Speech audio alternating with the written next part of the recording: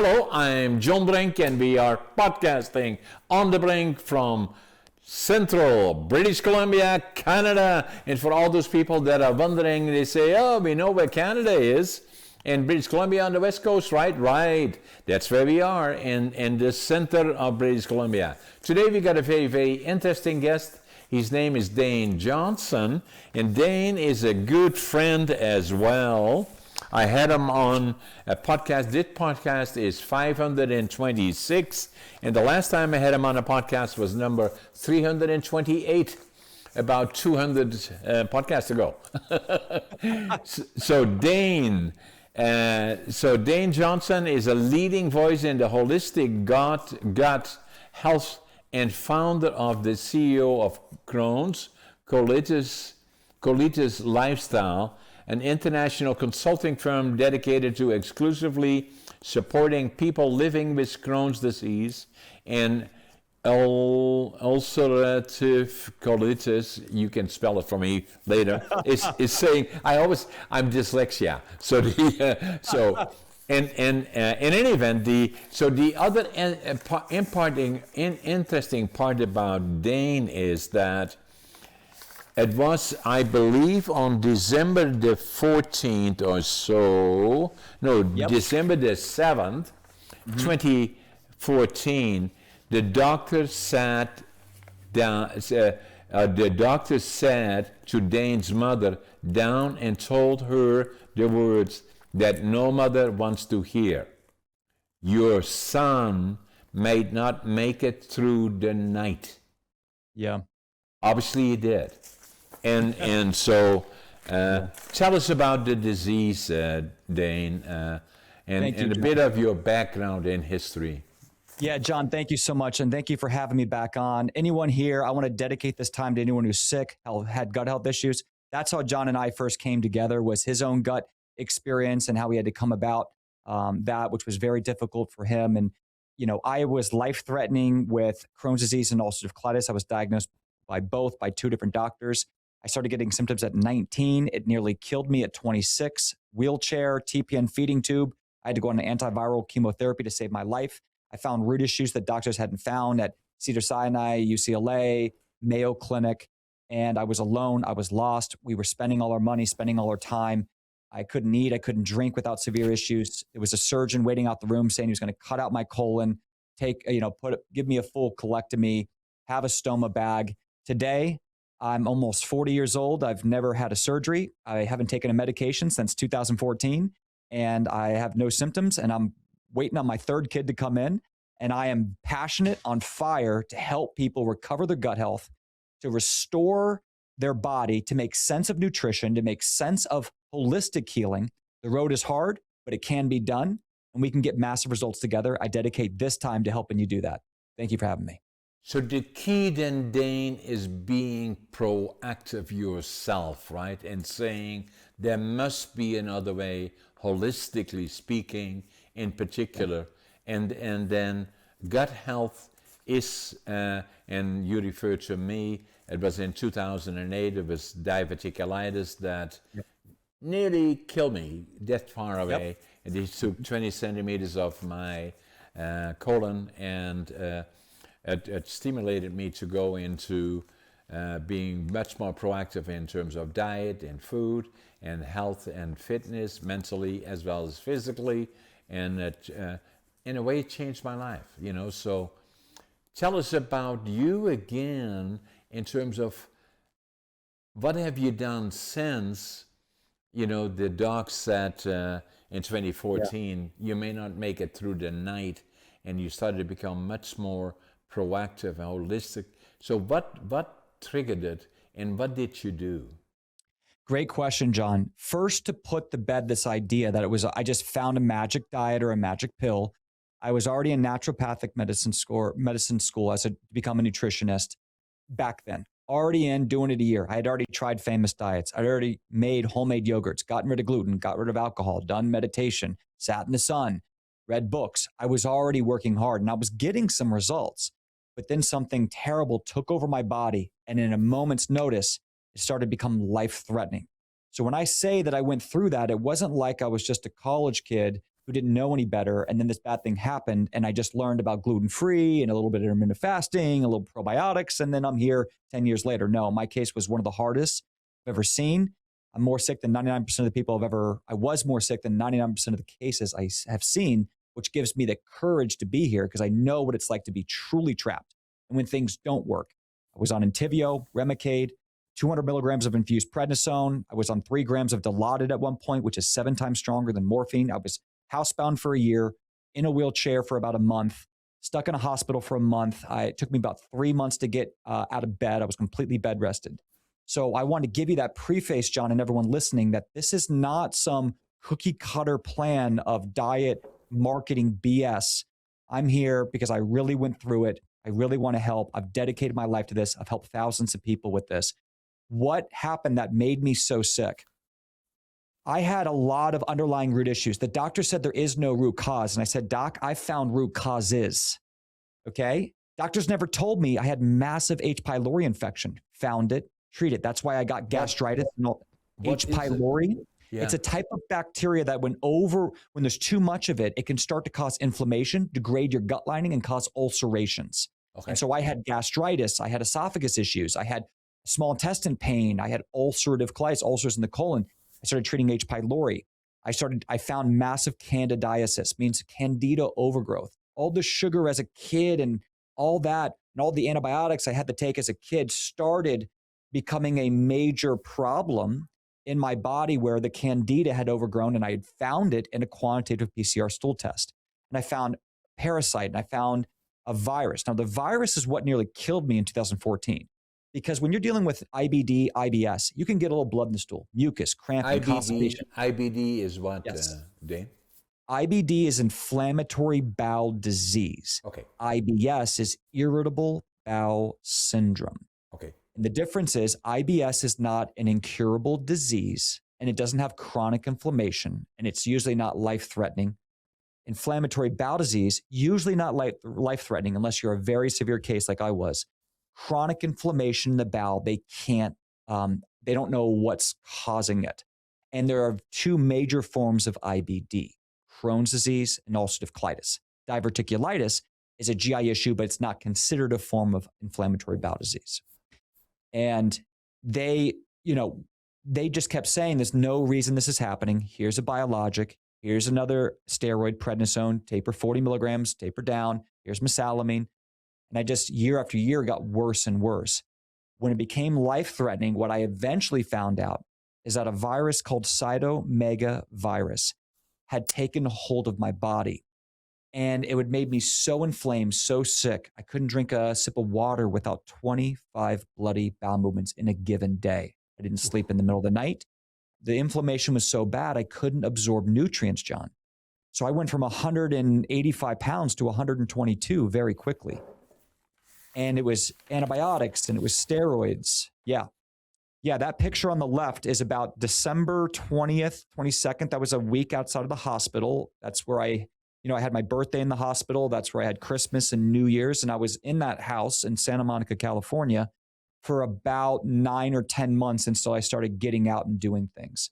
In 9 or 10 months, I could ride a bicycle to a grocery store, or I could walk to a gym to do some light stretching because I had lost the ability to walk. I had such muscle atrophy. So this was not an easy thing. This was a long time. And the cytomegalovirus, we found because one doctor stained in one colonoscopy out of 20 I did and found the CMV virus. My mom was calling every doctor, why is my son dying? What are we going to do? He said, CMV is what?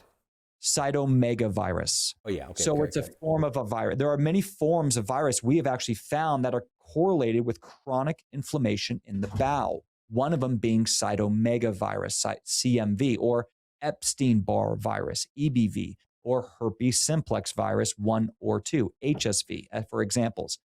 Well, CMV, they gave me an antiviral chemotherapy, and it saved my life. I woke up the next day. A week later, they were shrugging their shoulders like, we don't know what to do with you, kid. We've done steroids. We've done feeding tube. We've done Remicade. We've done Entyvio. We've done methotrexate. It's time to take out your colon. I said, no thanks, as a kind of shrug young kid would do. And I checked myself out of the hospital, and I was housebound for a year, where I started dedicating my life to figuring out how to heal myself after failing for the first 4 years before that. So that's the preface here. And John, I want to give people something that they can write down and use today. Hindsight 2020. What did I find as potential root issues? Okay, I'll start with certain pathogens that my body was reacting to, causing an autoimmune reaction that the doctors never told me about. And the doctors helped save my life. They're brilliant people, but they never tested for these things. And that's what I'm screaming into a microphone. If you are sick with gut health, start talking with a naturopathic physician, practitioner. My team can help you. We have practitioners around the world, UK, Canada, US, is you got to start identifying potential root issues. Doctors never told me I had candida overgrowth. I found a ton of it, John. In a quantitative PCR stool test, I had a ton of candida overgrowth, causing what's called candidiasis.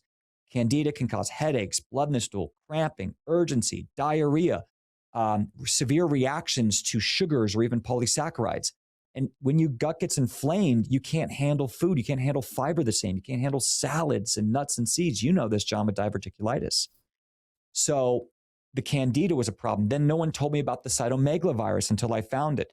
No one told me about the blastocystis hominis parasite that I had in my body. No one told me what dysbiosis was. No doctor pulled me aside and said, son, even though you've been diagnosed with inflammatory bowel disease, I think you have colonic dysbiosis, or I think you also have small intestine bacteria overgrowth. John, I can guarantee anyone listening to this call that's got IBS or IBD that you, 99%, have colonic dysbiosis and or small intestine bacteria overgrowth.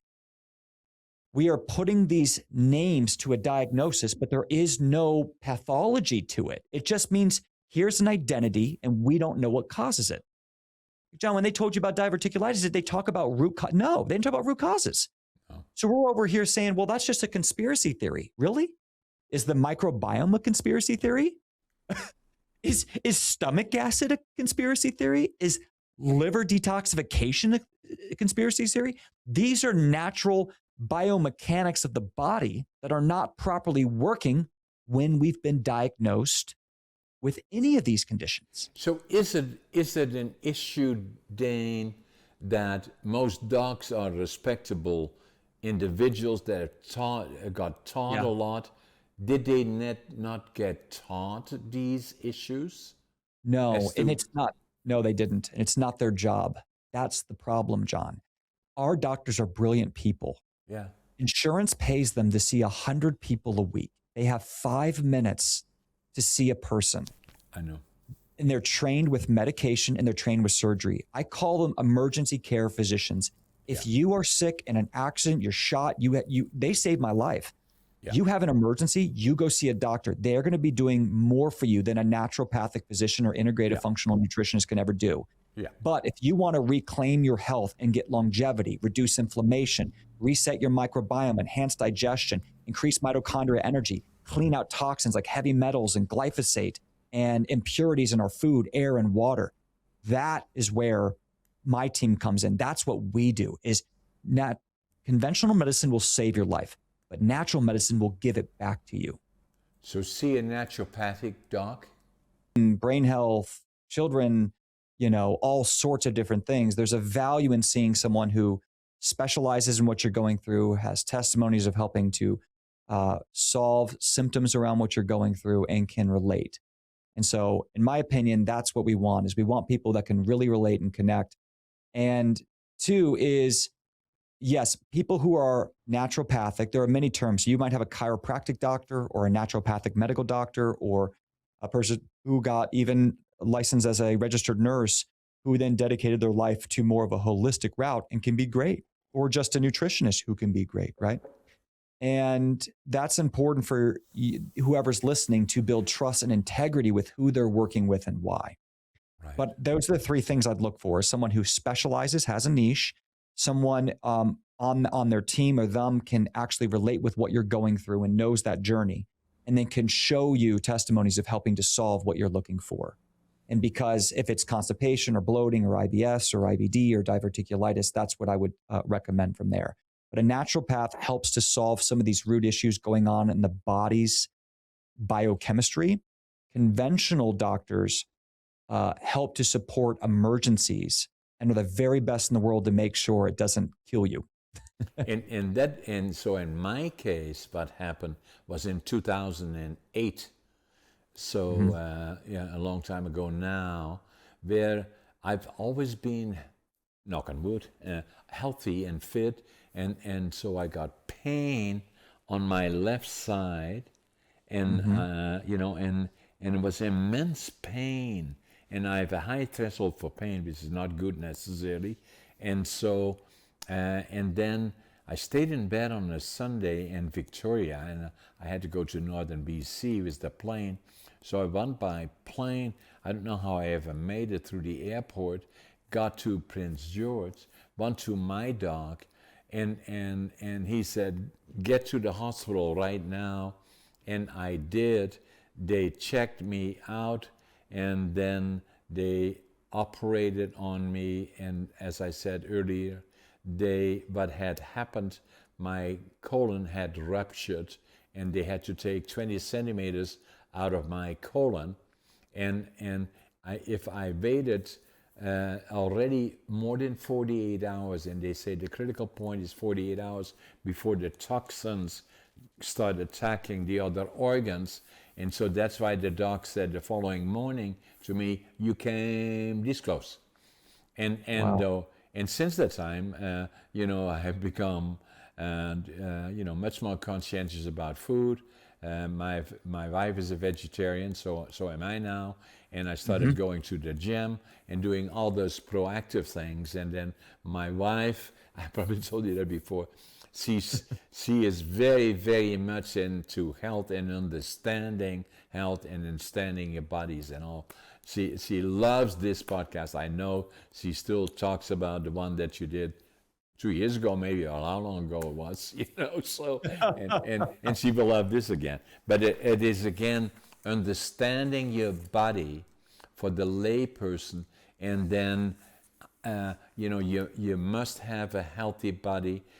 You stay away from things that are not good for you. So what I do is I sleep 7 to 9 hours. When I get up, I drink, the first thing that I do is drink 10 ounces of water. And then I have, in the morning, I have 4 boiled eggs and a half of avocado. Then go to the gym in the morning, strength training in particular with the trainer. And then I have a double protein drink. And then in the evening, I have something with more protein in it. And then again, you know, so, but I'm very aware all the time. I don't drink, I don't smoke, I don't take any drugs of any sort. And I'm conscientious of my health and my fitness, my body, my mind, and all of that, being much more proactive. John, thanks for sharing that. And I'd love to take this opportunity to give people takeaways of how they can start achieving success today. And you said a lot there. And I want to talk about what John says he's doing and how you can say, how can that work for me? Because he said a lot of great things. Number one is he's simplifying success. He knows what he's eating. He's eating a lot of the same things, and he's getting his spiritual nourishment elsewhere. Podcasting, writing books, working out, being with his wife. So we have to replace this idea of food giving us spiritual cravings with things we're actually passionate for. So right today, say, what can I stop doing more so than what I can start doing? A lot of us get overwhelmed by saying, I've got to eat this, I've got to take this. Can you stop drinking alcohol, like John said? Can you stop smoking? Can you stop going to bed at 2 a.m? Can you stop watching TV so late at night? Can you stop snacking on chips and crackers and all these things and start just trying to have 3 square meals a day?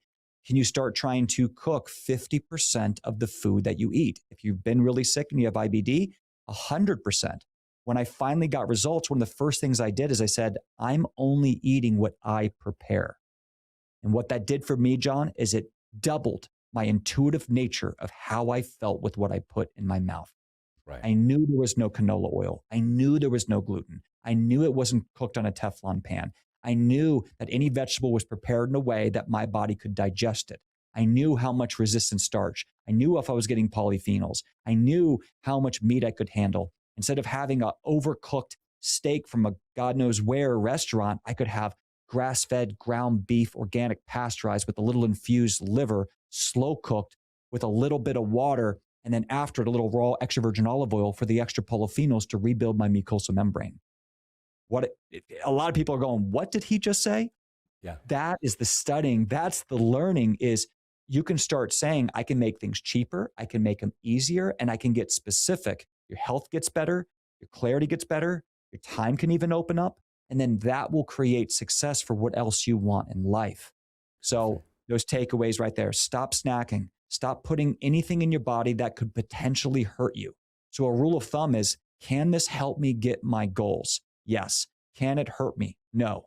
Then do it. Examples: walking, prayer, grounding, sunlight, going to bed at a specific time, intermittent fasting, probably something like a bone broth, taking a very specific isolated probiotic. These are things, only eating what you cook. They can't hurt. They can only help, and they're cost effective. That's called being resourceful when you're low on resources. So that's what you do to this day. And I just want to point one more thing about your success, John. You had that happen in 2008, but look how specific John is to this day. A lot of people are inspired by what John's been able to do, but he simplified success. This is how I live. This is where I get my love. This is where I get my joy. This is how I move forward. Yeah, and this is what inspires me. He is not inspired by a donut. No. He's not inspired by a Coors Light, and me neither. No. And that, just the most successful people in the world, just remember this, they don't stop when they get there. I finally hit my goal financially. I finally retired from the job. I finally got down to 8% body fat. I finally got rid of the inflammation on my colonoscopy. You don't stop. You marry a new life and then fall in love with it. Exactly. That's how success is done. And it can be very successful, and you will like it. I enjoy going to the gym. I enjoy working hard. With all the things that I do and all the other things, I must go to the gym because I like it. And then the other part in terms of, when I buy all the groceries for my wife and myself. And if I go to the grocery store, I shop in the store on the outside of the store, because on the aisles is all the processed and super processed food. I have no idea what is in it, and it's mainly greens, and that's what I buy. And then, my wife, what she prepares is food, and I like it, and she loves it as well. And so it is not a question of it is like medicine that I don't like to eat. It can be very, very tasteful, and once you start doing it and you see the results of it, working out and obviously good food and all those, and all of a sudden people will say, hey Dane, hey John, my God, you look good. What are you doing? How are you doing it?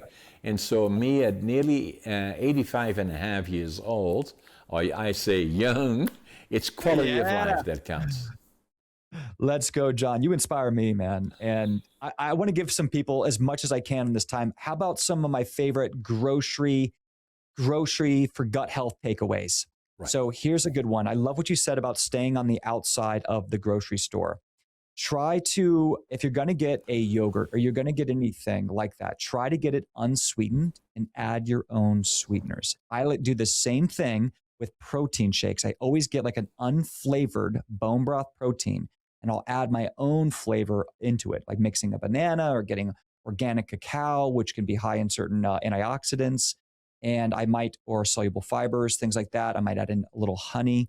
Another one is, if you don't have a major issue with histamine or severe gut issues, see if you can add a little bit of natural fermented foods. It's way more cost effective than trying a probiotic that probably won't work. Sauerkraut is going to be great. Okay, an unflavored sauerkraut, if you do eat meat or a little bit with your food, is immensely high in living beneficial bacteria and lactic acid that helps to reclaim the microbiome and reduce inflammation. See if you feel positive with that. 3 is, if you have a gut that's sensitive, try to focus on any kind of leafy greens that are lower in some of the plant defenses, like oxalates, or very high in insoluble fiber. So I would recommend maybe just try some sprouts, broccoli sprout, or other forms of sprouts. Or if you want to work beans or different things back in, start with them sprouted. They are much higher in nutrients than a lot of actual vegetables. Like broccoli sprouts, in my opinion, is healthier than broccoli. And very And it's tasteful. way easier to break down, very tasteful. I throw it in my smoothie and blend it up. Yeah. So if you are just looking to try to add in certain vegetables, look at certain sprouts. Like my favorite's broccoli sprout. The salad, I love butternut lettuce or butter lettuce, and maybe arugula is easier on the gut than something like spinach or kale, especially if you're Right. getting undigested food in the stool or pain or you have low stomach acid. Right. Next is if you want to make something like a salad, just to stick on the salad, try to add acids on the dark leafy greens and mix the acids in for about 5 minutes before you eat it. This will naturally enhance your ability to digest it and break down the raw food. For example, lemon juice, honey, and apple cider vinegar mixed in with some arugula or broccoli sprout or house salad. Maybe you put a little cranberry in there, or a little no-skin apple, and maybe a touch of balsamic vinaigrette. Those acids will help break down any bacterial load on the raw foods. And you'll see the volume of the salad drop by 50%. Right. Because the acids are breaking down the leaves. So if you are here and you want to be you're saying, I want to eat more plant, I want to eat more of a vegetarian style, but my body can't handle it, make sure you're making it more pre-digested. And the last thing I'd really say is when you're picking out water from the store, try to pick out water that's in a glass bottle, something like Mountain Valley. We are going and we see all these waters, even distilled water, that's been sitting on a shelf for who knows how long. It's gone through so much heat or so many warehouses, we don't know. It's stagnant in there. And any kind of microplastics or BPA or any other chemicals may have leached into that overpriced water. Only buy water at a store that is in a glass jar. The green bottle Mountain Valley is a perfect example of where to start. Now, most of the water now in depending where you live, obviously, the city water or the town water, what should one watch for one? You have to know what it is, and once you decide, and once you know what it is, what do you do about it? So one of the best things you can do is start to invest in a home system. So you can get like a reverse osmosis machine in your house. Some people like to just get distilled water and add minerals to it. There's a big movement in the functional world of just getting completely purified distilled water, adding in back in your electrolytes, minerals, things like potassium or magnesium into the water and drinking that, because the distilled water can absorb those nutrients properly and help potentially hydrate the cell even better. But a good standard area is just to have fresh reverse osmosis water from home. And then you could also add in hydrogen tablets if your gut is injured. Right. Hydrogen water, you can get a tablet online. You can go to Amazon.com, say hydrogen tablets. I know Quicksilver Scientific has these capsules that you just throw it in water, it'll dissolve. Hydrogen has been clinically shown to help restore the gut lining and calm down irritation. So I know that some people also say that an Enagic machine or a Conga machine can also help do that by creating that hydrogen in the water. So I think there's a lot of clinical research around hydrogen water, making sure the water's clean, if it's from a municipal source. Even well water, you have to be careful of parasites and other infections. So that's a great takeaway for your water source. And then what I do is I make my own distilled water at home. You can buy a water distiller on Amazon for about $120. And overnight, it'll make the distilled water. It's fresh. It's not held in plastic. So I use that distilled water if I ever do what's called a mucosal healing enema to clean out the sigmoid colon, or a coffee enema, or I use that to do nasal irrigation. And I like to use that even when brushing the teeth, is I'll use more of that clean water when I really need it to be absolutely purified. And I make it myself to make sure it's absolutely the right type of water.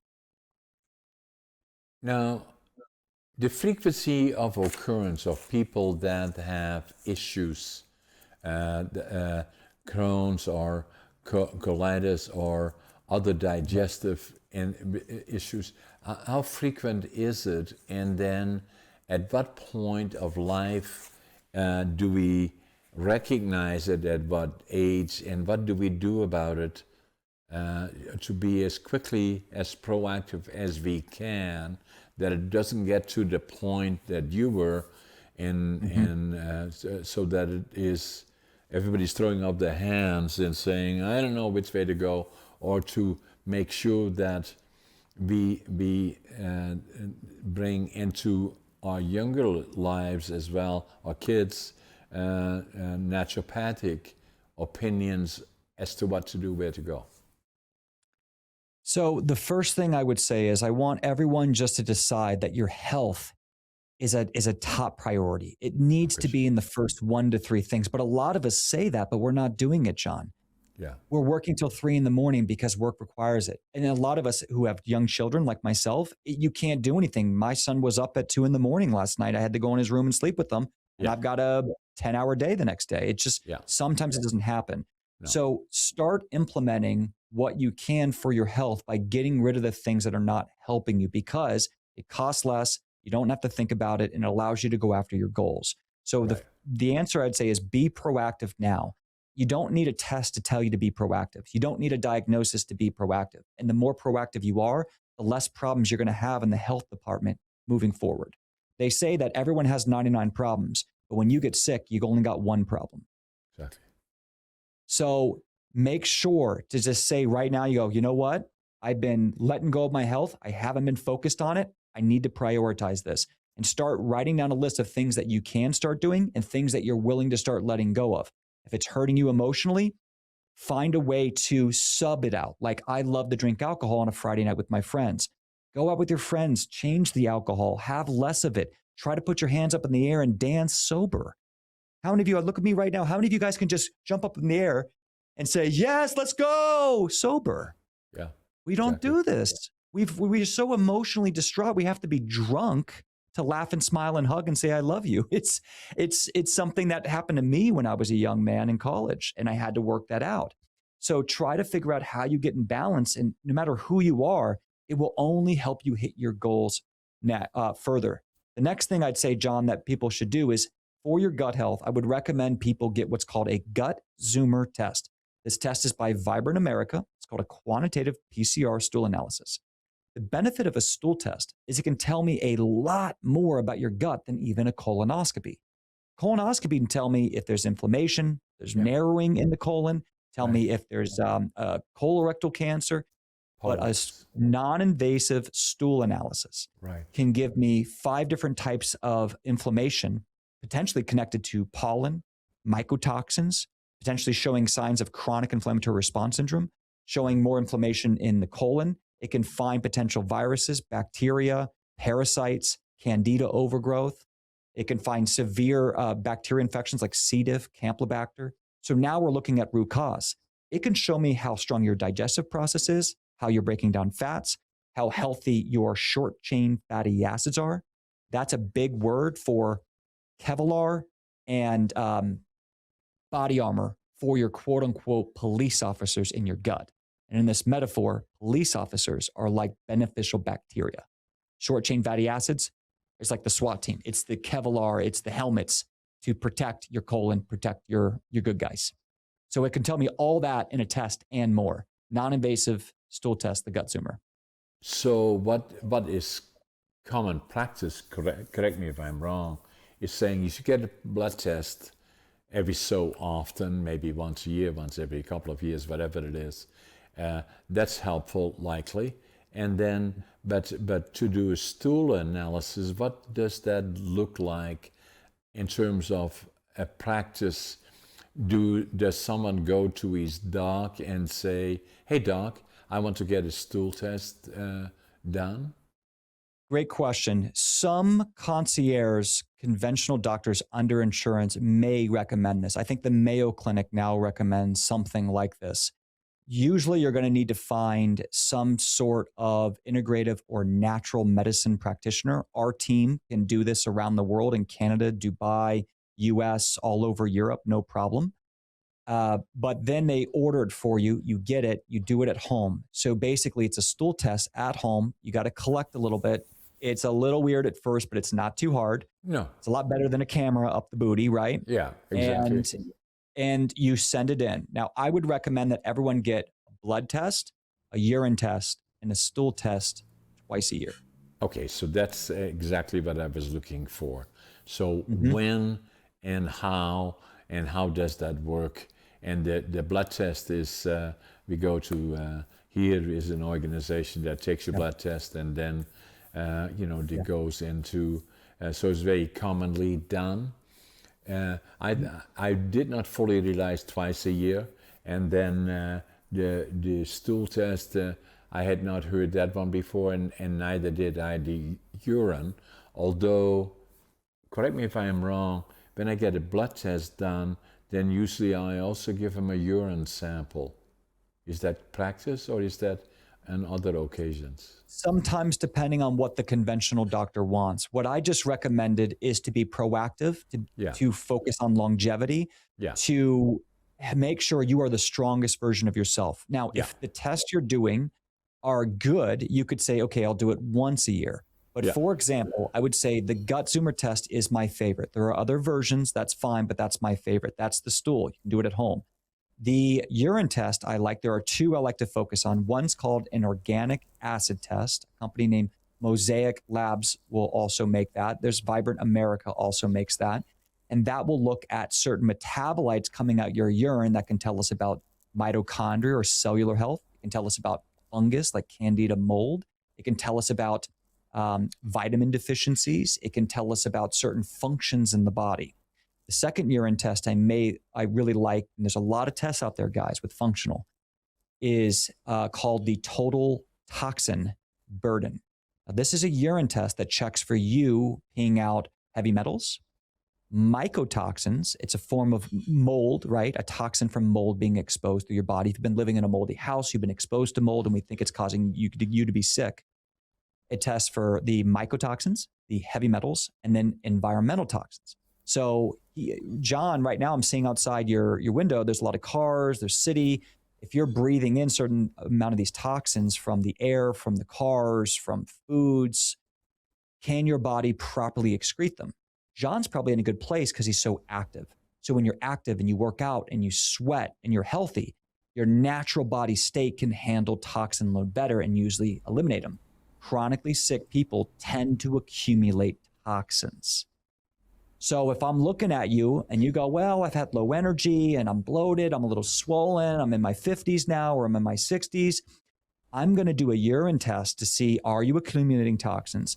How is your cellular health doing? Am I finding signs of infection? Because if I do a test on John, I might see signs in his urine that he actually does have systemic candida issues causing eczema, psoriasis, dry eyes, anxiety, sleepless nights, but his stool analysis shows normal. So I'm going to check both to see if I see signs one way or the other, because no test in the world is perfect, guys. Now with blood, I love what the doctors do. The doctors are commonly going to test what's called a CBC and a CMP. That stands for complete blood count and complete metabolic panel. I love to add on a bunch of stuff that doctors usually don't ask insurance to pay for. If you don't have insurance, that's fine. Doing it out of pocket, it's not too expensive. But I want to know your vitamin D, 25-OH, okay? And that's the amount of convertible vitamin D in your body. Remember, vitamin D acts as a hormone. It boosts your immune system. It strengthens your body to kill off viruses, bacteria, and stay safe. It's I want to know your vitamin, right? Vitamin D? Sunshine. Vitamin D comes from sunshine. You can eat a little bit of it, but not too much. The sunshine's best. We're supplementing it. Vitamin D3 with K2. Always take vitamin D with K2. Okay. And when it only works with sunshine if you're getting enough and you have proper and healthy amounts of cholesterol to convert it from the skin to your body, which is done in the liver. Okay. Right. So I want to know your vitamin D. I want to know your iron panel, ferritin versus hemoglobin. I want to know also if you have any antibody reactions, especially if I think you have IBD. So I might do or ask in the blood an IBD antibody panel, which is 2 or 3 markers they'll just add in. All right. I want to add in your CRP, C reactive protein. That's an inflammatory marker your liver makes when it's something it's not happy about in the blood.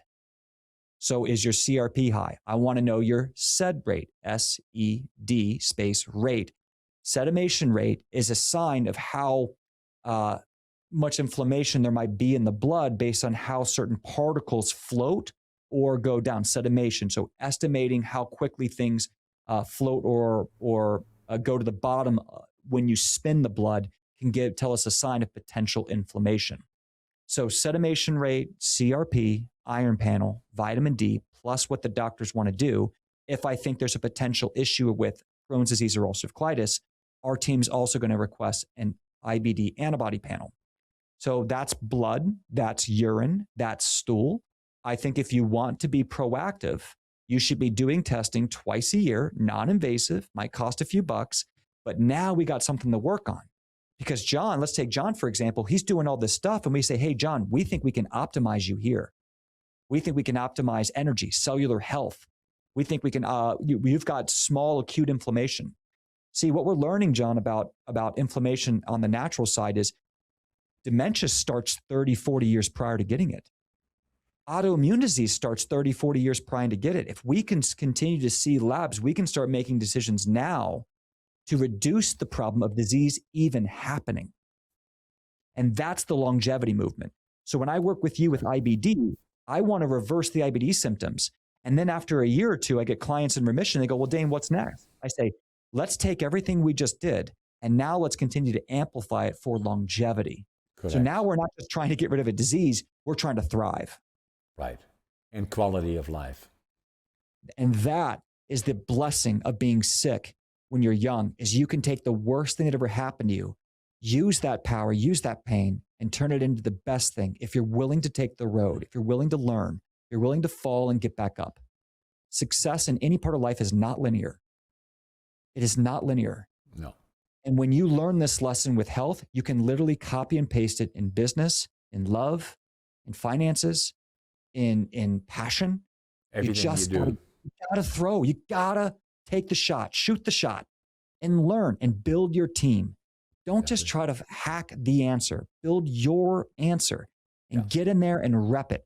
When I listen to John's story and I see his books, he is probably one of the most successful people for simply just repping it. Simplify it. Don't make it overcomplicated, and do it over and over and over again. When you used to run your own business, the log mill, what you did with the fitness, the bodybuilding, the diverticulitis, having such a successful podcast, it's just, you just know how to keep your mind sharp, stay specific, don't get overwhelmed, stay on the road, and you get breakthroughs. Yeah. And that's what we want, people to really understand is anything that's complicated, the only way success is really measured is how you can simplify what was once complicated. Yeah. Think of LeBron James. Think of the Olympic hockey teams right now out there. Think of anyone who's done something great. They took something complicated, they repped it behind closed doors until it got simple. Yeah. Okay. Success should always look simple. That's how greatness is done. Yeah. But it was never simple in the first place. No. So Dane, how then do people get a hold of you or get more information about what you do, your organization does? Maybe share that with us. So we are a global telehealth consulting firm for those suffering from inflammatory bowel disease, Crohn's disease, ulcerative colitis, microscopic colitis, and so forth. And the way you can learn more about us, you can check out our website to kind of browse around. That's Crohn'sColitisLifestyle.com. And we're also on YouTube, Instagram, all around. What we do is we have a team where we will do a free 1-hour session just to get on the phone and talk about your case, your needs, your symptoms, your experience. The best way we can support you is just to listen and learn. We don't believe in McDonald's drive-through healing. Every single person we work with, and we work with thousands, gets their own personalized, fully customized plan. So we are here to do one-on-one customized solutions for those chronically sick and help you find real answers. Yes, we work with, IBD and other issues. Yes, we work with kids. We work with as old as, 80, 90 years old, as young as 3 years old. And we just have a lot of passion for what we do. And what makes us unique is 80% of our team has IBD, just like me. So as I said, we only customize. We don't do cookie cutter. What and is we have more tests. IUD, you said? The acronym? IBD. And so 80% of our team was diagnosed ourselves with inflammatory bowel disease. Okay, yeah. And we have worked with undiagnosed. That's not a problem. Or IBS. That's not a problem. And the last thing that's really unique, we have team members in Europe, Canada, US, one part-time in Dubai. And we have more testimonies than anyone in the world of reversing Crohn's colitis symptoms because of all that work and how hard we do what we do. Also in Canada? Yeah, we have a coach in Canada, also speaks French. And so we have it, we beat it, we support it, we build plans around it. It's fully customized. We don't do cookie cutter. And the last thing is we have, real medically trained people on our staff. We act as coaches. We don't act as your doctor. So we have 2 naturopathic doctors on staff. We have 2 chiropractic doctors trained in functional medicine on staff. We have a registered nurse on staff. We have naturopathic nutritionists. And a lot of our team members got sick when they were 12 or 13 years old and are thriving in their 30s. And so this is what we do. This is our uniqueness, and this is our passion and gift to the world. We want to create the world's most empowering healing home for those suffering from inflammatory bowel disease. Timing is everything, Dane. So if I look back, I'm 85 years young, I call it. If I look back 5, 10, 20, 30, 40, 50 years when I was still in Holland, actually, we didn't do any of this kind of stuff. Looking at, although people worked hard then, lifestyles were different, but now in particular, being in North America, but probably around the world, is that the last decade, technically speaking, of someone's life, so many people are walking around, have difficulties of all different sorts, have a handful of pills, toxins, really, that solve all kinds of problems and create other ones. Are people becoming more aware, and obviously what we do is part of that, and are they becoming more proactive, and hopefully at even a younger age? Are we going in that direction? Is that encouraging? And especially these kind of programs, which we usually don't see in normal television programs, not like this, where we spend a whole hour talking about it and teaching people what to do. Are we making headway? John, to answer your question, I think we're reacting to a different world than you grew up. There was no such thing as organic food when you were growing up, right? It was just food. There was no such thing as glyphosate. In 1989, Western world passed a bill to allow all of our food to be sprayed with this toxic Roundup pesticide and herbicide called glyphosate. We live in a different world now. No one in my family and my background, John, ever had inflammatory bowel disease. I'm the first. Why? That's not genetic. Yeah. It's an environmental issue. Do you know in the year 1999, there was 1 million people diagnosed in the United States with IBD? 1999. Yeah. By the year 2015, it was 2 million. Oof. And by 2019, John, 2020, 3 million. That's a hockey stick. Yeah.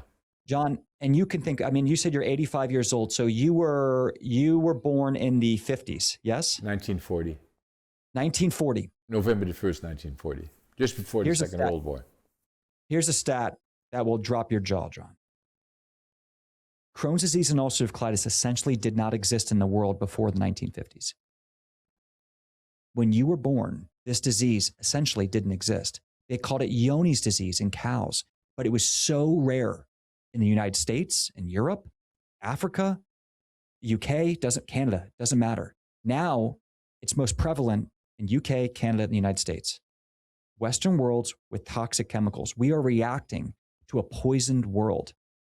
We are reacting to the fact that we just think it's okay to do these things with our babies and create an environment that's just toxic and just shove antibiotics down our throat and, certain other chemicals we don't know. What's in our food? What's in these drinks? What the heck is Red 40? What the heck are these sweeteners? Why are we putting polysorbate 80 emulsifiers in ice cream and giving it to kids, which is clinically shown to destroy the mucosal membrane? And when that mucosal membrane is gone, you are much more likely to get autoimmune reactions. You are much more likely to get food sensitivity. You are much more likely to get an autoimmune reaction. And it's a vicious cycle. So I'm just reacting to a world I was born into, John, just like a lot of people listening. Why is it some listeners right now are going, Dane, I was fine, no gut health issues till I got to my 60s? What happened? What happened? Now we're confused. Now we don't know who to trust. Now we don't know where to go. The internet is telling us a million different things.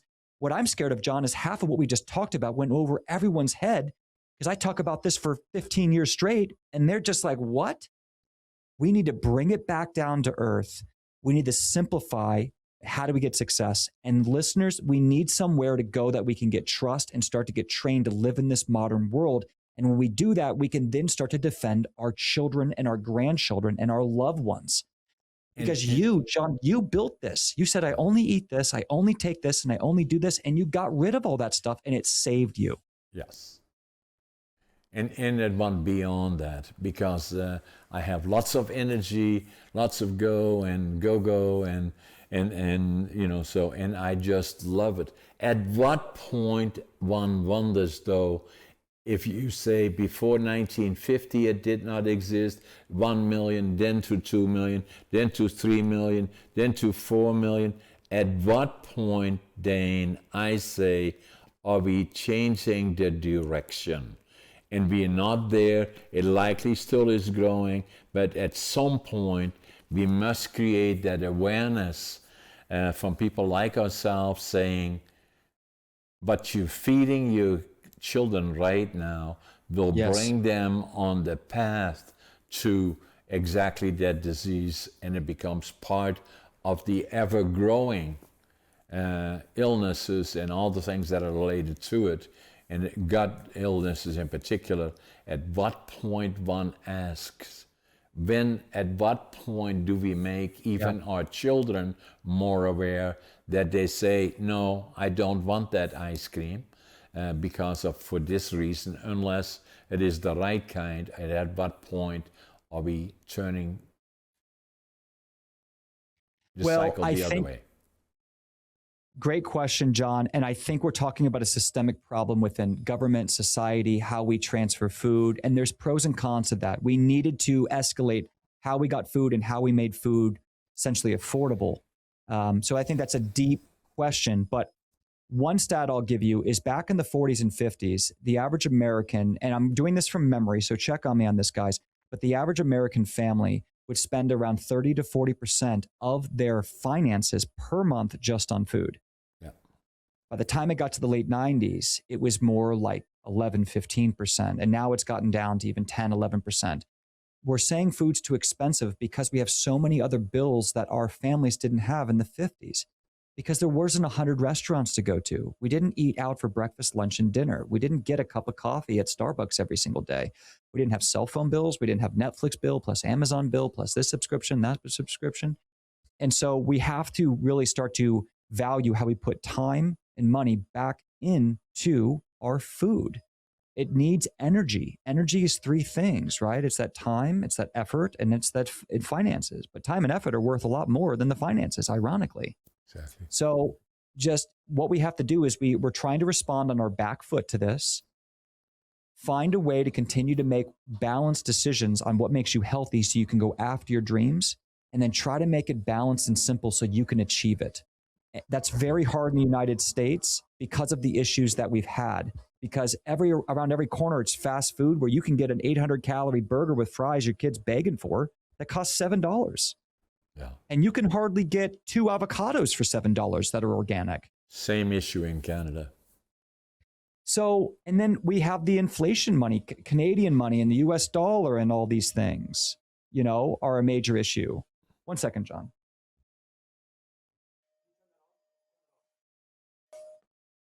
Sorry, I've got a cleaner outside.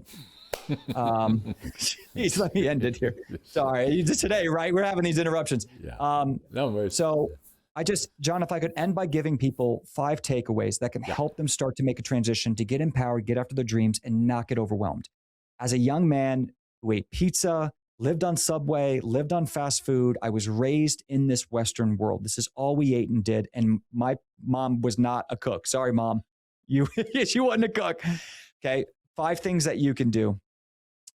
Try for just 30 days just to drink water, tea, or broth. Water, tea, or broth. And just see if you can get rid of the sodas and all that stuff and see what happens to your energy, your mental clarity, your sleep, your weight, all of that. Okay. The second thing, try to stop snacking. If you want the snack, eat it when you actually have a whole food meal. Try to stop snacking. Give yourself bowel rest.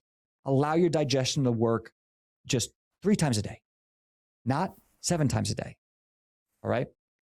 Third thing, try to figure out right now a deal with yourself or the family on when you can have and how you can have more home cooked meals. Can you cook something and then have leftovers for a day or two? It's not that you can't afford the tasty food at a restaurant. It's because it's affecting your health. I can almost guarantee you it's got seed oils. It wasn't cooked very properly. It's not organic. It might have other types of toxins, especially if you have gut health issues.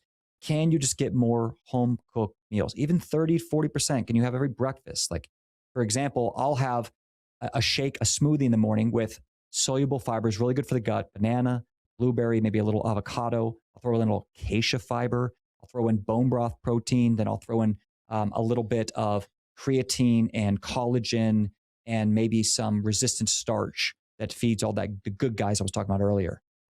Just can you do that with water?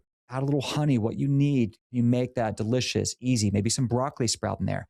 So a big smoothie in the morning can make it cheap, raw, highly absorbable, very nutrient dense. And I know you just got all those antioxidants, all those good healthy fibers your body can break down, all those, that phytonutrients directly to the cells right in the morning. That's a good example, right?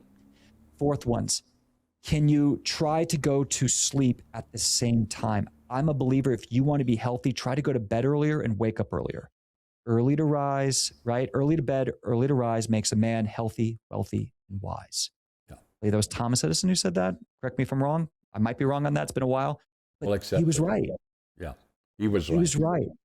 Go to bed. Your body needs, you said 7 to 9 hours, exactly the same with me.